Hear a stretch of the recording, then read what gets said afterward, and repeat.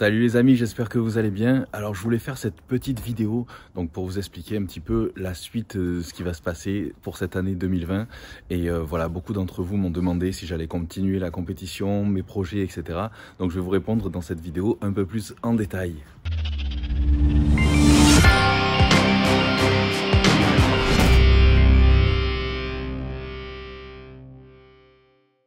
Donc j'ai fait ma toute première compétition, c'était en 2004, donc ça fait déjà assez longtemps. Et donc à l'époque, il n'y avait pas de catégorie men's physique, classique physique et tout ça, c'était uniquement bodybuilding. Et la fédération de l'époque dans laquelle j'avais concouru, ça s'appelait la FFHMFAC. Et j'avais concouru en moins de 80 kilos à l'époque. Donc voilà, c'était ma toute première compétition. Et voilà, c'était un défi que je voulais me lancer après 8 années de musculation. Donc ces 8 premières années de musculation, je n'avais jamais fait de sèche et je voulais voir vraiment ce que ça pouvait donner donc cette prise de masse sur 8 ans parce que c'est vrai que je pensais pas pouvoir arriver à sécher pour être prêt pour une compétition. Du coup c'était un objectif que je m'étais fixé à l'époque. Du coup voilà, ensuite passé ça, après ces premières compétitions, donc j'en ai enchaîné 4 ou 5, un truc comme ça, jusqu'au championnat de France, au final championnat de France à l'époque.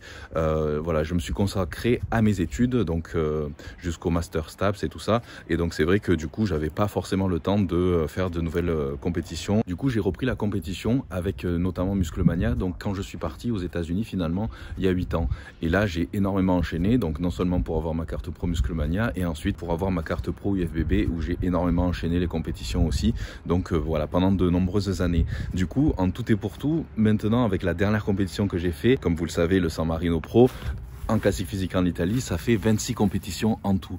Donc ça commence vraiment à faire. C'est vrai que la compétition au haut niveau, c'est un mode de vie très particulier que beaucoup de gens ne comprendront jamais et que seuls les compétiteurs peuvent imaginer. Donc ça représente quelque chose qui est vraiment carré de toute façon. Il faut se lever à une certaine heure, se coucher à une certaine heure pour avoir son nombre d'heures de sommeil, de récupération. Il faut préparer ses repas à l'avance, tout peser, tout calculer, le bon timing des repas, etc. Les entraînements, le cardio et tout ça. Donc moi c'est vrai que là c'est mon métier, donc je m'organise vraiment autour de ça, j'organise mes journées en fonction de ça, donc c'est vraiment quelque chose de très particulier.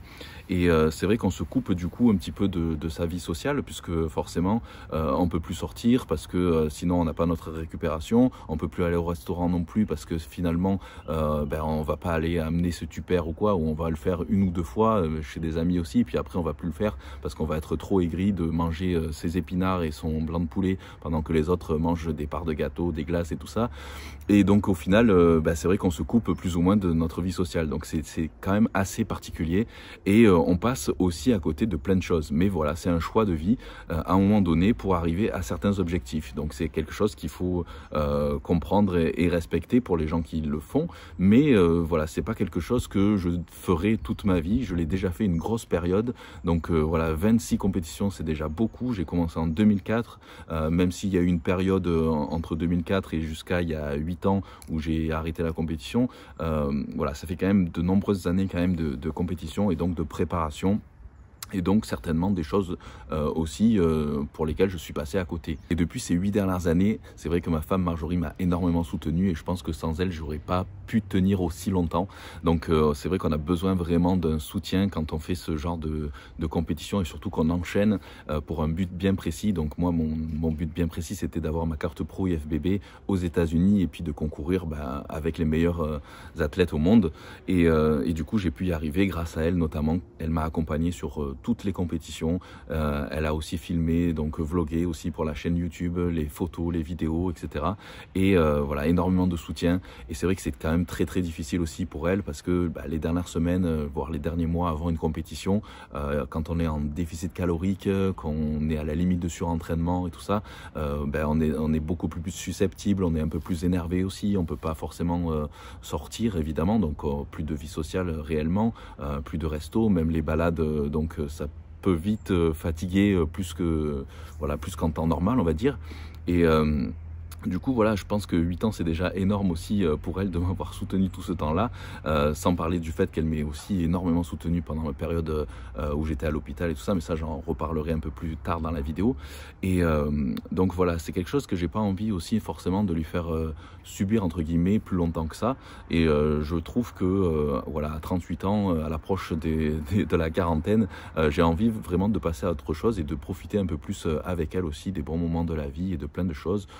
D'autant qu'elle a quelques problèmes de santé aussi depuis ces dernières années, donc voilà, c'est des choses qu'on n'a pas forcément envie d'étaler sur les réseaux sociaux, mais voilà, du coup j'ai vraiment envie qu'on profite ensemble au maximum et ne plus avoir à regarder si on ne peut pas aller balader au resto, compter ses calories et tout ça, ses plats, etc. Aller à droite à gauche pour les compétitions, et donc voilà, je pense qu'on l'a assez fait. Du coup on regrette absolument pas, parce que sans ça, peut-être qu'on n'en serait pas là aussi aujourd'hui. Donc voilà, ça a été une longue période de notre vie qui forcément nous a permis d'en arriver là aussi, mais voilà, je pense qu'un jour, à un moment donné, il faut savoir aussi passer à autre chose et se dire qu'on a d'autres choses aussi à apporter que la compétition. Ensuite, vous vous doutez bien que la raison principale aussi également, c'est mes soucis de dos. Donc pour ceux qui ne savent pas ou qui rejoignent la chaîne que récemment, je vous rappelle, je m'étais fait opérer d'une hernie discale il y a 2 ans maintenant. Donc c'est moi qui avais choisi de me faire opérer parce que j'ai ces hernies depuis l'âge de 16 ans, donc depuis que je suis ado. Mais avec l'enchaînement des compétitions, je pense que ça a dû déshydrater encore plus mes disques, et du coup ces dernières années je me bloquais sans arrêt, et donc parfois je finissais paralysé pendant 10 jours, 15 jours sans pouvoir bouger, parce qu'en fait le nerf était pincé tout le temps au même endroit sur des mouvements débiles, donc jamais en salle, jamais à l'entraînement, mais c'était pour, par exemple, quand je me baissais pour ramasser quelque chose, ou dans le lave-vaisselle, ou sur le lit, ou n'importe quoi. Et c'est là que je me bloquais complètement, et du coup ça devenait insupportable ces dernières années. Donc j'ai pris la décision de me faire opérer. Sauf que l'opération, comme vous l'avez vu, c'était très mal passé, étant donné que j'avais chopé une infection au bloc opératoire, et donc cette bactérie m'avait rongé les vertèbres et les disques. Donc voilà, pour ceux qui n'ont pas vu les vidéos, vous pouvez aller les voir, hein. J'avais fait ça il y a 2 ans, j'avais fait toute une série donc sur ça, donc pour vous expliquer un peu plus en détail, donc je ne vais pas y revenir aujourd'hui, mais voilà, en tout cas à l'époque les médecins me disaient que j'allais mettre 1 an à remarcher minimum, mais j'aurais pu y rester ou finir paralysé. Donc voilà, aujourd'hui je suis plus que content de pouvoir marcher, m'entraîner et même recourir depuis ces dernières semaines, chose que je ne pouvais plus faire depuis au moins 2 ans et demi. Donc voilà, je peux dire que j'ai quand même réussi à vaincre ça malgré tout, et c'était vraiment pas gagné. Et du coup cette dernière compétition que j'ai fait, c'était vraiment un challenge pour moi, parce que justement je voulais montrer que c'était possible, avec énormément de volonté, de pouvoir revenir au plus haut niveau malgré tous ces problèmes, malgré le fait que j'aurais pu y rester et finir paralysé. J'ai quand même réussi malgré tout à revenir, et donc à pouvoir m'entraîner comme je le voulais, reprendre certains exercices que jamais j'aurais imaginé pouvoir refaire, et en plus remonter sur une scène pro, et en plus en classique physique. Donc pour moi, que j'ai fini dernier ou dans le top 6, ça n'a aucune importance. C'est pour ça que j'ai pas envie forcément de revenir sur la compétition. Il y en a certains d'entre vous qui m'ont demandé d'analyser pourquoi j'avais pas fini dans le top 6, etc. Mais pour moi, je trouve que c'est pas vraiment important. J'aurais pu dire effectivement qu'il me manque peut-être un peu de sèche, qu'il me manque encore 4 ou 5 kilos bien répartis, etc. Encore du dos évidemment. Mais voilà, c'est quand même c'est vraiment des détails, et surtout à ce niveau-là, et je suis pas prêt en fait à prendre encore plus de risques pour justement atteindre un niveau encore plus extrême, parce que la compétition à ce niveau-là, c'est un sport extrême au même titre que de la course automobile ou que du saut, je sais pas moi, en parachute, j'en sais rien, ou des sauts de l'extrême, ou voilà, le bodybuilding c'est un sport extrême, il faut le voir comme ça, et donc pour pouvoir viser le top 6 ou pour me qualifier à Olympia, il faudrait que je fasse comme au final quand j'ai eu ma carte pro, c'est-à-dire enchaîner les compétitions, enchaîner pour me faire voir des juges aussi, pour qu'ils me connaissent. Et donc là, cette compétition-là en Italie, les juges ne me connaissaient pas. En plus, ça fait 2 ans et demi que je n'avais pas concouru, et je n'ai jamais concouru avant ça aussi en Europe en pro, donc les juges ne me connaissaient pas non plus. Donc voilà, forcément quand on ne nous connaît pas, on va jamais être dans le top 5 ou 6, et Si j'ai pu avoir ma carte pro à l'époque, c'est parce que j'ai enchaîné les compétitions quasiment chaque mois, voire même plusieurs fois par mois parfois. Et si je voulais me qualifier à Olympia, c'est exactement ce qu'il faudrait que je refasse, concourir tous les mois quasiment, me faire voir de tous les juges et voilà, être plus sec, plus gros, etc. Donc toujours plus, plus, plus. Et ça, c'est justement ça qui pourrait entraîner des problèmes de santé et justement sur mon dos en particulier.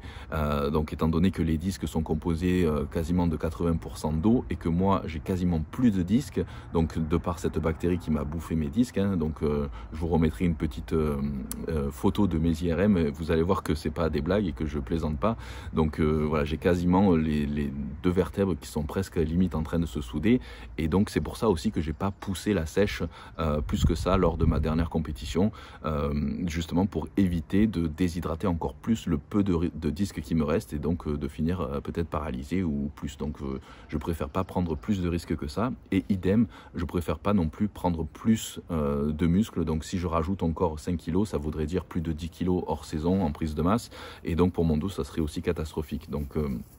Donc voilà, je souhaite pas prendre plus de risques que ça.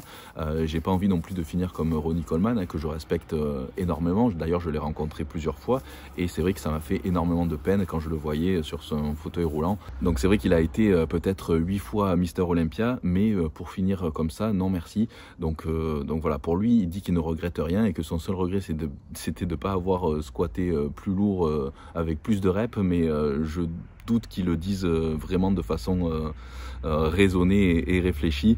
Donc voilà, c'est pour ça qu'il faut savoir, je pense, s'arrêter à temps aussi. J'ai pas envie du tout de prendre plus de risques que ça. Je me dis que maintenant j'arrive à marcher, m'entraîner, à être bien sans avoir trop de douleur, même si j'en ai encore. Du coup, voilà, je veux pas non plus pousser plus que ça mon corps à l'extrême. Alors du coup, il y en a pas mal qui m'ont demandé comment je pouvais garder aussi la motivation justement quand la compétition était finie, puisque j'avais pas forcément d'autres objectifs de compétition derrière. Alors comment garder la motivation pour continuer à s'entraîner, manger correctement et tout ça. Mais bon, j'avoue que sur ma toute première compétition en 2004, je m'étais fixé vraiment que cet objectif. Et c'est vrai que j'avais rien d'autre, on va dire, de primordial. C'était vraiment la compétition, je fixais vraiment tout là-dessus, tous mes objectifs là-dessus. Et une fois que la compétition était passée, j'ai fait comme une sorte de mini déprime parce qu'au final j'avais atteint mon objectif et c'était fini. Et derrière, j'avais pas pensé à plus tard, à d'autres objectifs derrière, et du coup j'étais plus ou moins démoralisé. Ça a été assez dur cette période. Et au fur et à mesure des compétitions, étant donné que j'en ai enchaîné beaucoup après par la suite et les années d'après, du coup j'arrivais beaucoup mieux à gérer l'après-compétition. Et le secret, c'est de se fixer des objectifs en même temps, ou alors pas qu'un seul objectif justement. Parce que s'il y a un objectif qui plante, vous en avez toujours un deuxième ou un troisième ou un quatrième qui sont en cours, et du coup ça vous motive à continuer aussi.